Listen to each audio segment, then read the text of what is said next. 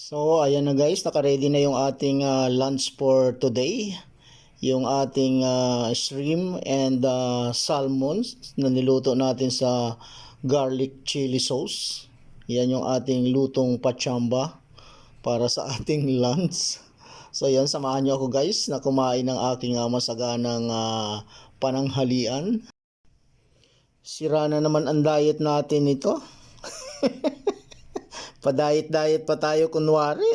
Tapos luto naman tayo ng luto ng ganitong mga klaseng pagkain. So yon, mapaparami na naman yung ating kain nito. Pero kunti lang yung nilagay ko diyang kanin eh. Pagkatapos niyan, di na ako ihirit. Promise.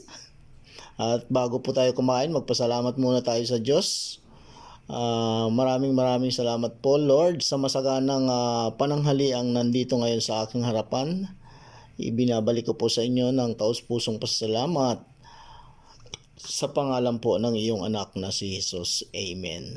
So, let's go guys. Let's eat. Kainan na. Wow, so yummy.